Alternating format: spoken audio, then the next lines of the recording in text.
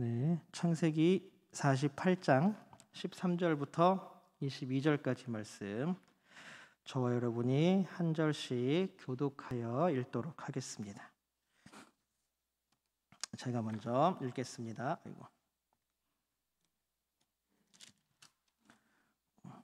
창세기 48장 13절부터 22절까지입니다. 제가 먼저 13절 읽겠습니다. 오른손으로는 에브라임을 이스라엘의 왼손을 향하게 하고 왼손으로는 므낫세를 이스라엘의 오른손을 향하게 하여 이끌어 그에게 가까이 나아가매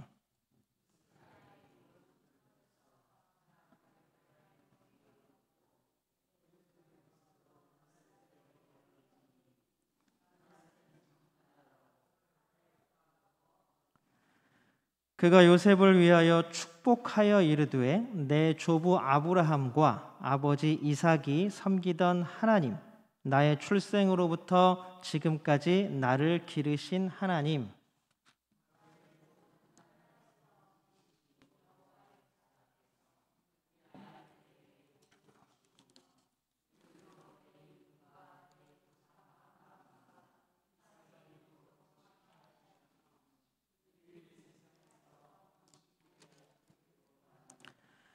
요셉이 그 아버지가 오른손을 에브라임의 머리에 얹은 것을 보고 기뻐하지 아니하여 아버지의 손을 들어 에브라임의 머리에서 므낫세의 머리로 옮기고자 하여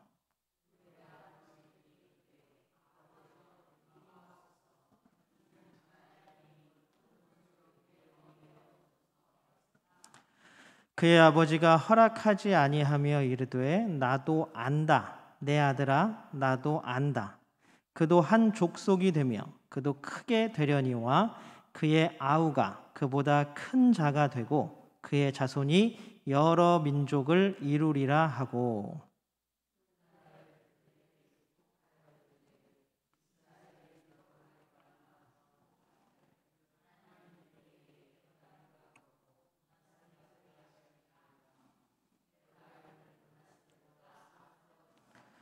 이스라엘이 요셉에게 또 이르되 나는 죽으나 하나님이 너희와 함께 계시사 너희를 인도하여 너희 조상의 땅으로 돌아가게 하시려니와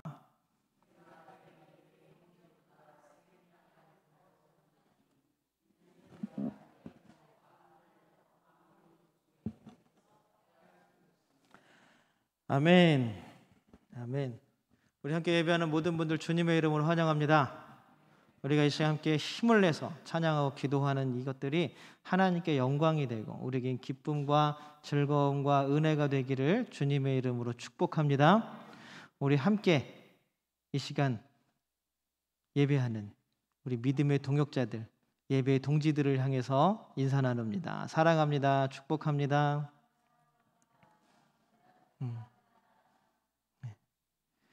감사합니다. 우리가 인사에 인색하면 안 돼요. 그리고 우리 교회 성도님들 특히 우리 수협에 나오시는 분들은 인사를 너무 잘하시는 거예요. 인사하니까 기쁘고 즐거우시죠? 항상 대답은 제가 기대한 것보다 한 반 정도 낮은 것 같아요. 소리도 그렇고 분위기도 그렇고. 지난 월요일부터 우리 마스크 실외에서 마스크 착용하는 게 의무화가 해제됐습니다. 그래서 제가 뉴스를 보니까 신문을 이렇게 보니까 각 신문사마다 이번에 막 장식했던 메인 사진이 뭐였냐 하면 다 마스크 벗고 거의 서울 신문 서울 그림이더라고요. 서울 사진이더라고요. 왜 우리는 안 찍어주나 몰라. 어쨌든 서울의 그 청계천에서 막 사람들이 막 어울려 다니면서 막 커피 마시고 막 돌아다니고 하는데 거의 한 3분의 2 정도 되는 분들이 마스크를 안 쓰고 다니더라고요. 그러니까 그만큼 이제 일상이 회복이 다가온다라는 이제 그런 비슷한 주제로 사람들이 그런 사진들을 실었습니다. 어떠세요? 여러분들 요새 밖에 나갈 때 마스크 쓰세요? 안 쓰세요? 저도 써요. 습관이 된 거 같아요. 근데 제가 저번에 시내에 잠깐 일이 있어갖고 나갔다 왔는데 우리는 다 쓰던데 군사는 안 쓴 사람 별로 없던데 그렇죠? 어쨌든 일상으로 회복이 하나하나 되어가고 있습니다. 코로나 시기가 이제 2년 넘게 지속되면서 아직 완전히 끝난 건 아니죠. 우리가 이렇게 힘들 줄 누가 상상이나 했고 누가 예상이나 했겠습니까? 그때만 해도 그냥 여름이면 끝난다, 날 따뜻해지면 끝난다, 뭐 다 이러니까 이런 얘기만 믿고 계속 기다렸었죠. 그러나 이게 1년이 넘고 2년이 넘어버렸습니다. 그러면서 우리에게는 너무나 당연시 되던 일들이 이게 당연한 게 아니었구나라는 깨달음을 우리에게 주었습니다. 뭐가 당연하지 않았습니까? 아이들은 학교에 가서 공부해야 된다라는 사실이 당연하지 않다는 것들을 깨달았습니다. 아이들이 학교를 못 가요. 심지어는 여러분, 지금 대학교 3학년 올라가는 친구들이 대학을 입학식도 그렇고 한 번도 안 가본 친구들이 대다수예요. 그렇지, 4년제니까 3학년 올라가죠. 여러분들 전문대 다니던 친구들은 학교도 한 번도 안 가보고 졸업한 애들도 있대요. 비대면 수업으로. 선배가 누구고 동기가 누구인지도 모르고 그냥 그렇게 졸업해버려요. 얼마나 슬픈 일입니까? 졸업식이면 항상 가서 꽃다발을 받고 그렇게 많은 사람들에게 축하를 받던 학교 졸업식이 이제는 너무나 썰렁하게 TV에다 유튜브 연결해서 그냥 화면으로 보는 졸업식이 되어버리고 말았습니다. 졸업식이 예전같이 막 진짜 할머니 할아버지들 막 다 몰려가가지고 짜장면도 사주고 막 선물도 사주고 꽃다발도 주고 당연한 줄 알았던 일들이 너무나 당연하지 않게 우리에게 다가오고 있습니다. 그래도 여러분, 이제 하나하나 해제되는 것을 보니 여러분들 참 하나님의 은혜이고 하나님의 주신 복인 줄로 믿습니다. 우리가 당연한 것을 당연하지 않다라고 깨달은 것은 이 코로나 2년 기간이 너무나 힘들고 어려운 기간이었지만 그 깨달음 하나만으로도 우리는 참 성공한 2년인 것 같습니다. 여러분, 우리에게 또 당연한 게 너무나 뭐가 있을까요? 우리가 숨을 쉬는 공기들, 또한 우리가 마시는 물. 여러분들 너무나 당연하다고 생각하지만 한번 생각해 보십시오. 여러분들, 제가 고등학교 때까지만 해도 우리 해외 유학 갔다 온 선생님이 있었는데요. 그 선생님이 해외에는 물을 사 먹어 그랬을 때 아무도 안 믿었어요. 아니, 그걸 누가 믿어요? 집에 가면 수돗물 있고 보리차 끓여놓고 냉장고에 붓고 많은데. 그런데 어느 순간인가 생수, 정수, 물을 사 먹는 일이 너무나 자연스러워졌다라는 것. 당연한 것이 너무 당연하지 않게 되었습니다. 옛날에 스위스 공기가 맑아서 여러분들 스위스 공기를 옛날에 이탈리아 로마에서 사다가 산소 마스크 같이 해가지고 팔았대요. 그거 보고 저는 거짓말인 줄 알았거든요. 여러분, 거짓말인 것 같죠? 여러분, 서울 시내 현대백화점에 가면 VIP 룸에 스위스 알프스 산소 마스크와 통을 판다고 해요. 실제로 그런 세상입니다, 여러분. 이제는 숨 쉬는 것도 어쩌면 당연하다고 생각했던 숨 쉬는 것도 당연하지 않은 세상이 되어가고 있는 것 같습니다. 요셉은 오늘 자신의 두 아들을 데리고 야곱 아버지에게로 왔습니다. 요셉의 아들 이름이 뭐예요? 첫째는 므낫세. 하나님께서 잊어버리게 하셨다. 모든 걸 다 잊고. 근데 둘째의 이름은 에브라임. 하나님이 번성케 하셨다. 과거를 잊고 번성케 하셨다. 므낫세와 에브라임입니다. 이집트에서 살아가던 요셉에게는 이 두 아들은 큰 버팀목이었을 거예요. 여러분들 마찬가지인데, 애 때문에 산다, 너 때문에 산다, 자식 때문에 산다, 이런 말씀 많이 하시잖아요. 아마 요셉에게도 마찬가지였을 것 같아요. 고난과 고통 가운데에서 그 모든 것들을 잊고 번성케 하시는 하나님을 붙잡고 살아가는 데 있어서 실질적으로 하나님이 주신 은혜가 이 두 아들이라는 고백입니다. 이제 그 두 아들을 요셉은 야곱 아버지에게 데리고 왔습니다. 눈이 멀어서 잘 안 보이는 아버지에게, 눈이 잘 안 보여서 이게 누군지 구분하지 못하는 아버지에게 아들들을 데리고 왔어요. 그래서 아버지에게 축복해 주기를 원했습니다. 그래서 야곱이 손을 뻗습니다. 그랬더니 요셉이 어떻게 했냐 하면 큰아들인 므낫세를 아버지의 오른쪽 손 있는 쪽으로, 그 다음에 작은 아들 에브라임을 야곱의 아버지의 왼손이 있는 쪽으로 이렇게 인도했습니다. 그랬더니 손이 어떻게 가냐면 아버지가 물어봤어요, 안 물어봤어요? 얘가 므낫세니 안 물어보셨어요? 야곱이 그 앞이 잘 안 보인다라고 했는데 그럼에도 불구하고 갑자기 손이 엇갈려서 오른손이 에브라임 차자인 에브라임에게 가고 왼손이 장자인 므낫세에게 갑니다. 화들짝 놀란 요셉이 아버지 그러시면 안 됩니다. 그리하지 마옵소서. 이게란다. 참, 이 므낫세가 자꾸 이게라 그래서 이 므낫세가 장자입니다. 장자에게 오른손을 올려주십시오.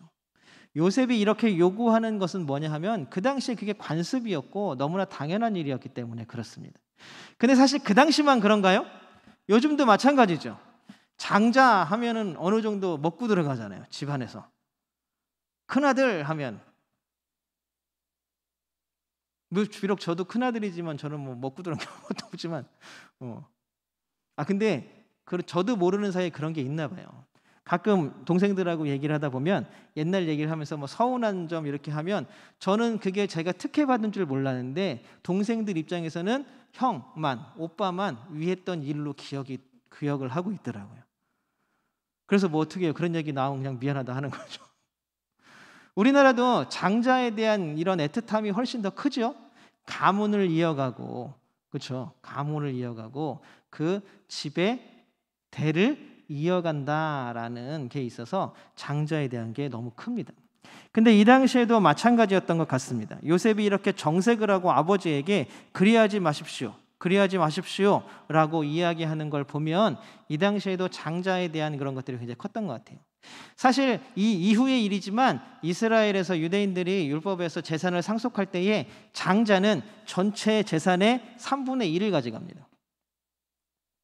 자, 야곱의 아들이 몇 명이에요? 야곱의 아들 몇 명이게요? 12명이잖아요. 그런데 참 신기한 일이 생겼어요. 지난주에 우리가 나눴던 것처럼 요셉은 한 명이었는데 한 명분이 아니라 몇 명분이 갔어요? 2명분이 갔잖아요. 그러면 야곱의 재산을 몇 명이 나눠야 해요? 13명이 상속받아야 되잖아요. 13명이. 그런데 이 당시에 상속법에 의하면 장자가 그 전체 재산의 3분의 1을 가져가게 돼 있어요. 그 나머지 3분의 1 갖고 나중에 12명이 나눠 가져야 되는 거예요. 이 당시에 전통에 의하면. 그게 너무나 당연한 것이었습니다. 장자가 복을 받아야 그 집안이 잘 된다라고 생각하는 것은 너무나 당연한 일이었습니다.